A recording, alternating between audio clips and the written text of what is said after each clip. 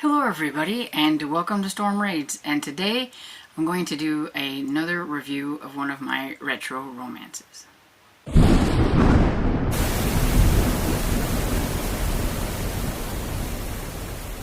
Okay, so today I am going to be talking about Isabel Chase and the fact that I can't find a whole lot of information about her because the internet is conflicting.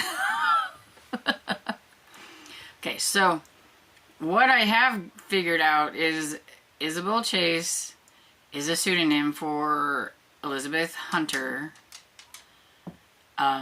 She also wrote books under Elizabeth de Geis or something like that. The fact is, though, there is two different Elizabeth Hunters, or more than that. And I think the information that the people have about Elizabeth Hunter is the information about the other author. And so I'm not sure. It says that she was born in 1934 in Nairobi, Kenya.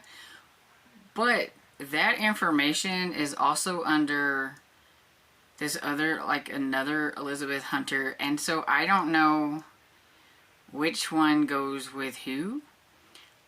I do know that it says that Elizabeth passed away in 2005 at the age of 70, and I don't think that's the other one. I think it's this one. And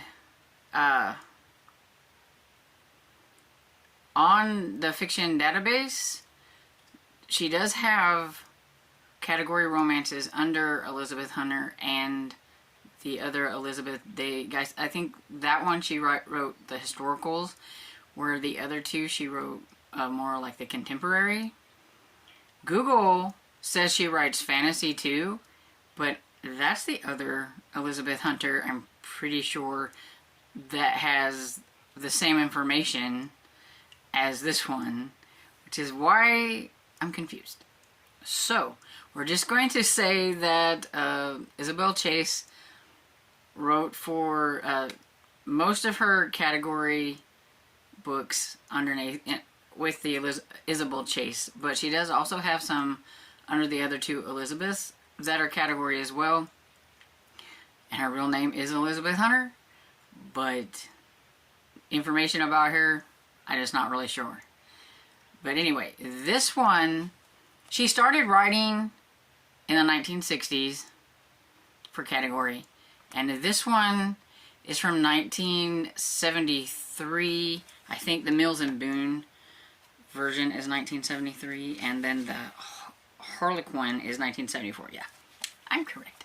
So this one from Harlequin is in 1974, but it was originally 1973. And so this is The Dragon's Cave by Isabel Chase. It is the Harlequin romance number 1829. When this one first came out, I don't know if you can see it there, but it was 60 cents. Just boggles the mind, you know? And everything. And so, okay, this one is a little bit thicker than some of the other ones that I have read in this style from this long ago. And this one is about, I forgot her name. This one is about Megan. Megan wants to be a singer. She's been singing at this nightclub. It's kind of a dodgy sort of place. Singing with this guy named Tony. And it's kind of an iffy place, like I said, and this Tony guy is a little iffy too. You know, it is back during a time period where men just kind of thought they could take advantage of women, and it was no big deal. She is very innocent in that way that she, you know, doesn't really understand like the consequences of working in a seedy little place like that. And her parents have come to see her sing. And they're like, no, you're coming back home with me right now. There's no way you're doing this. They see the place that she's in. Even though she's 18, they're like, no, you're going to be coming back and everything. Her parents are not happy. at all. But she's like, but I want to sing, you know, and she doesn't, you know, get their point of view about things, but they can see things. And then she's outside, like after the number, she's kind of upset about what her parents are wanting her to do. She's outside. The Tony guy comes out there and talking to her about things, and she's like, you know, she's gonna have to go home. They're like, you have to stay here and sing with us and everything. And he starts to kind of get close to her and stuff, and he's kissing her when she's like, whoa, what, you know, which is that seedy kind of things that, you know, we were talking about, that she didn't really, he's like, you know, kind of a, you know, you want this kind of thing or whatever, which they get interrupted by Senor Carlos Valori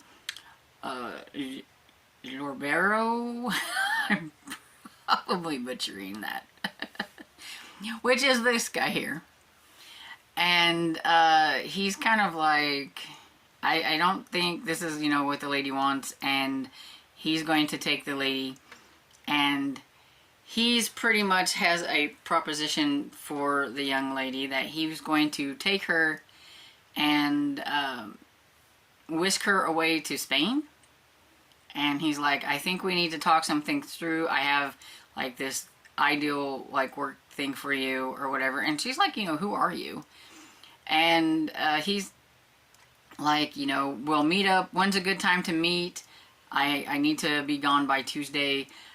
You know, and it's kind of like, excuse you, I don't know you. He's like, I'm going to meet your parents. And I mean, just keeps going on about everything. So he's just going to whisk her away to Spain, to Mallorca, because his stepmother needs a companion, because she wants to go back to England, which is where they're at. And he wants her to stay in Spain. So he thinks if he brings a English speaking, you know, person, an English person over there to Spain, that everything will be just fine and all that stuff. Doesn't really ask her opinion much about things. He comes to her parents' house and, you know, tells her parents all about, you know, what he's gonna do and all this stuff. And he brings along his sister, and his sister Pilar is like, you know, so excited that, you know, she's gonna be coming and staying there in Spain. And her parents are all like, do you see this? This guy wants to take you to Spain. He's going to take you, and, you know, you're going to help his stepmother and all that stuff. And she's like, but I want to sing. And I'm thinking to myself, parents, you don't know this guy, but you're just going to let her go to Spain with this guy you don't know, who you can see is a lot older than her. And then that's okay. And the whole time, though, she's also like, I don't want to go. But when cornered by the guy a little bit, and he's telling her what he wants her to do, and he wants her to go, will you go? She says yes. And I'm like, okay.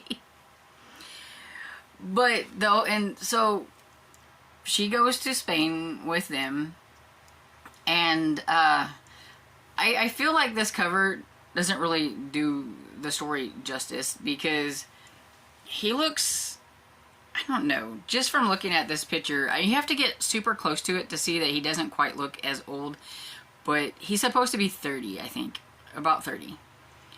She's supposed to be 18, and I think on the cover she just looks like she's in her 20s or something, not 18.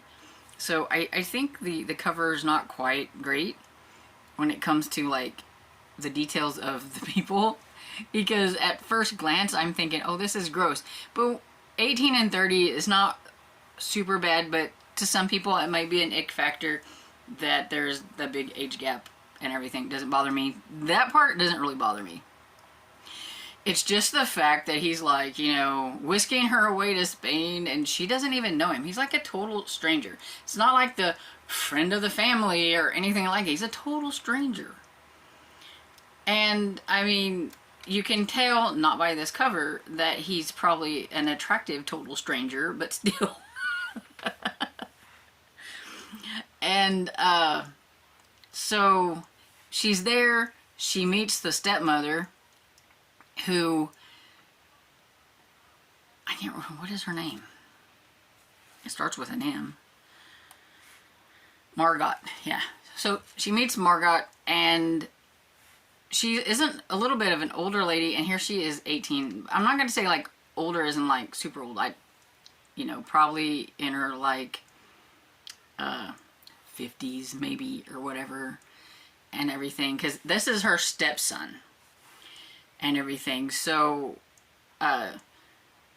there is definitely a thing going on between the stepson and the mother, is the fact that, and not like that kind of thing, but they don't like each other. And you can tell that through this whole story. And I think he just wants her to stay in Spain just because she doesn't want to be in Spain, the stepmother, and it's like his way of torturing her. So Margot's looking at this girl as like, why do I need this girl here? And is this girl here really for me?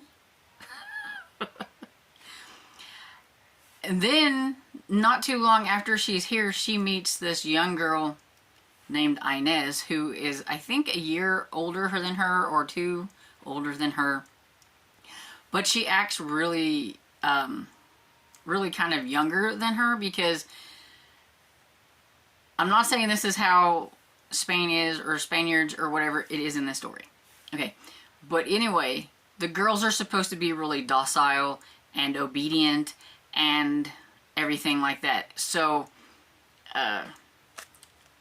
Carlos, I almost forget his name. Carlos expects her to be obedient and all them kind of things, kind of, you know, and she's definitely not. Megan's one that's going to speak her mind, but I actually think that's what he likes about her and everything, is because she's not like the Spaniards. So he's not like a Spanish girl. But she meets this Inez, and she finds out from Inez that Inez is going to marry Carlos. Or so she says. But nobody tells Megan any different. And so here she thinks that, you know, Carlos is supposed to be marrying this Inez lady through pretty much the whole story, while she's actually kind of falling for this Carlos guy, and now she's confused. And there's a lot of, you can tell that, like, Margot thinks that he likes her, the Megan character, and so she does some little seedy, underhanded things.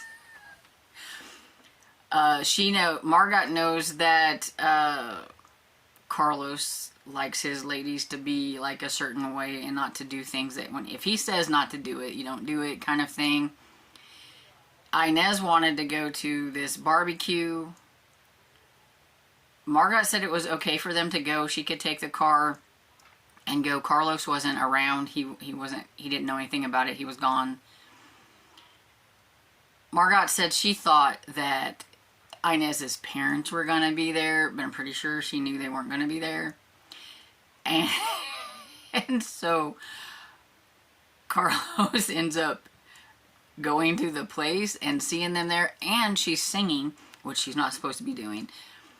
And she's singing with none other than Tony, who's supposed to be in England, but now he's here in Spain. And yeah, so he really doesn't like that Tony character. And every time that Tony character's around, that Tony character ends up kissing her, which makes Carlos mad. And you've got all of this, like, he never really says that he likes this Megan, and it's not like he's trying to court her. He's just trying to keep her here for his stepmother, so he says. But his stepmother even tells her, I don't know why you're here. And the stepmother pretty much knows that she's here because of Carlos. And the whole time you're wondering, why does this Carlos want Megan here? He didn't even know her. Was this some kind of like love at first sight thing or whatever? But you do get the feeling that, you know, he did bring her there because he likes her. But she's young. And he keeps telling her she's young. You're so young and innocent. You're so young and innocent.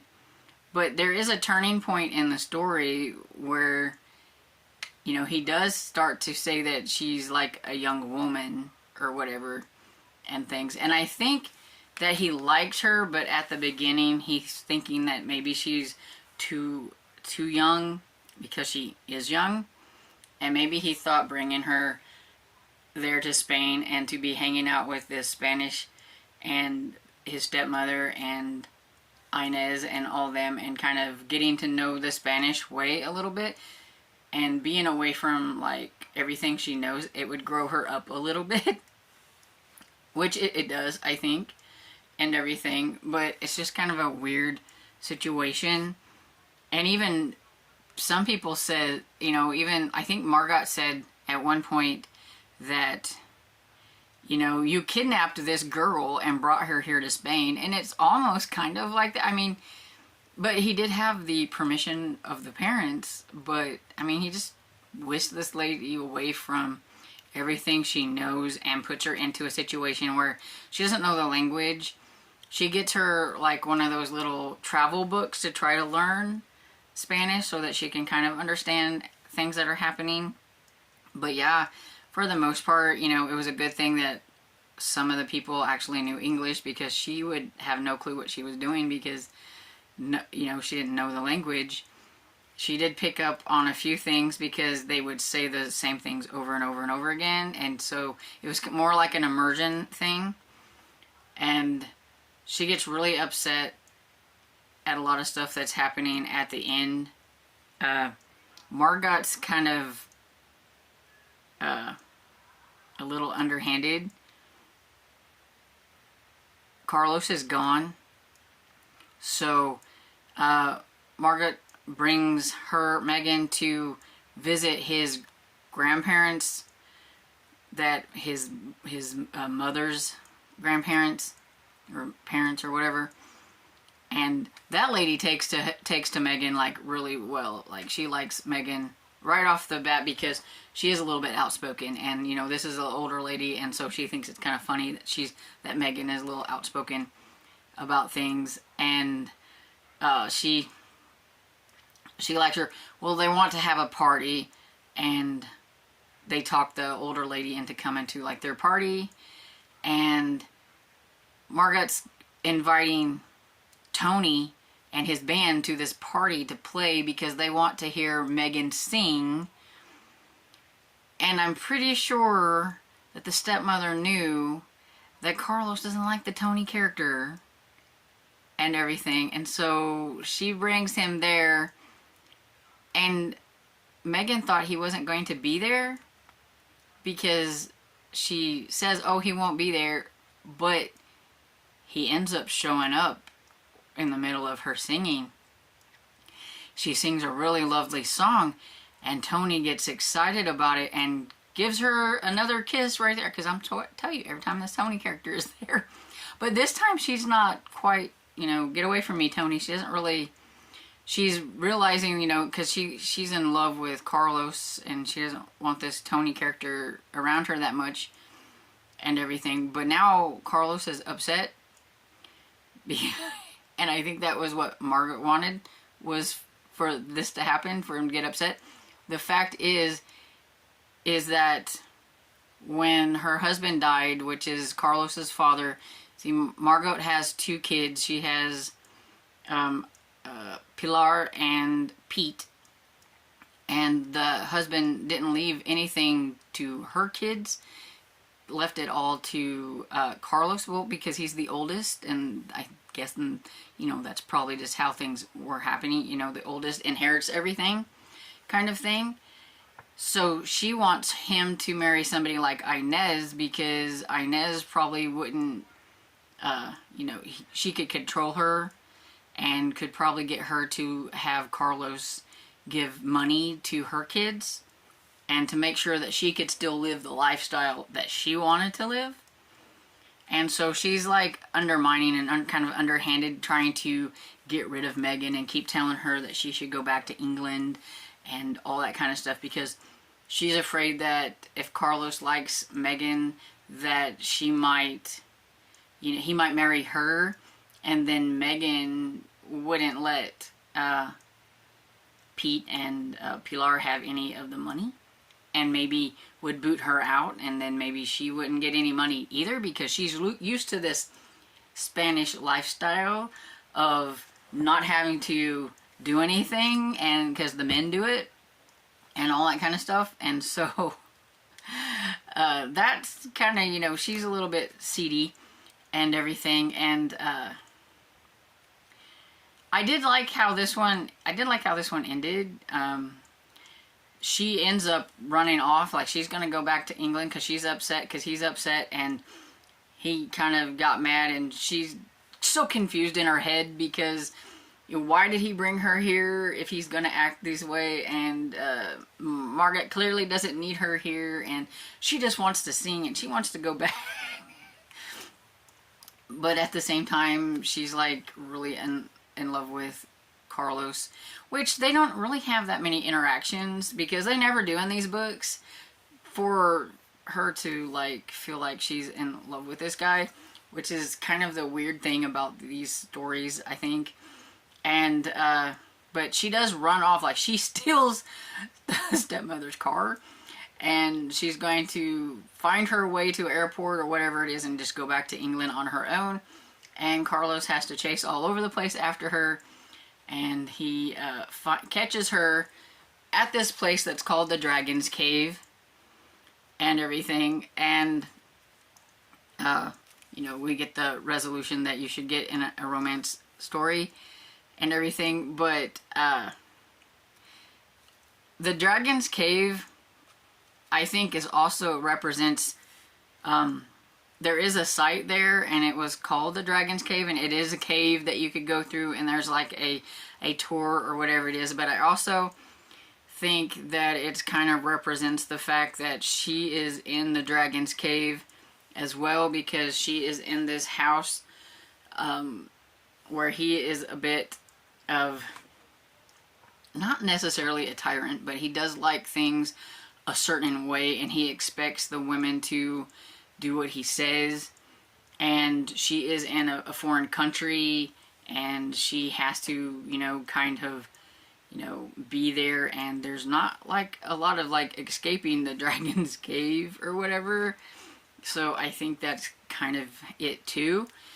But yeah, for a romance title, it sounds more fantasy. The Dragon's Cave. But overall, and I know this sounds weird, but I really liked this one. I just like these older ones, and I know this one will be very problematic for a lot of people. This isn't going to be something that people are going to run out to and get because they think it sounds great. I know there's probably going to be this ick factor for a lot of people, but I'm different, and I view things through the lens of 1973 or 4, and I take it as that. I'm not going to put modern day thinking on a story that's not modern, and I liked it. I'm going to give this one probably 3.5 stars to maybe even 4 stars. Once I got invested in it, I was really curious. I wanted to know how it was going to get resolved between her and Carlos, because, you know, she thinks that he's going to marry this Inez lady the whole time, and, you know, I'm always interested in how in the world are these going to get resolved. But I was invested in trying to figure out what Margot was after and what she was doing. It's not really a romance in any sense, except for the fact that at the end there's the happily ever after and everything, there's always a lot of miscommunication. There's always seems to be this other woman that the lady thinks that the main character male is involved with or whatever when they're not. There's always like something. But yeah, I liked it. I don't know if I have any other books by her. I need to look them up and see if I do. I'm kind of curious. I would like to see how like her writing evolved, just like with the other retro books that I've read. I don't know. I think that's like going to be something that I'm going to try to do in the future, is to try to get several books from the same author in different time, like years, I guess. You know, if I have some from like the 1970s, maybe 80s, 90s, and like the 2000s, and see how that goes. It just sounds like that would be kind of fun. And I'm really having fun reading my retro romances this year. And I foresee myself reading quite a few more of them this year. I just feel like this is what I'm wanting to read this year. And even though it takes me longer to read them because I have to read them with, you know, my eyeballs and stuff, I'm having a fun time doing it. So it might take me longer to read them, but I'm having a fun time. These smaller ones, at least, don't take as long as, say, one of these big old chunkers, but I'm having fun. And so I hope you enjoyed this. Do you like that I took the time to like go through the whole book, kind of? I thought about this idea in the middle of the books. I didn't take any notes, so I'm trying to remember things on my own. Maybe with some of the other ones, maybe I will, I don't know, put sticky notes or something. I don't annotate or tab or anything, or make it a reading vlog where I can stop what I'm doing and talk about something and then read and then stop and talk about it or whatever. I've never really done one of those. Mostly my reading vlogs are just, I read this, here's what it is. So, I don't know. But anyway, I hope you enjoyed this video, and if you did, please give it a thumbs up and subscribe, and I will see you all in the next video. Bye!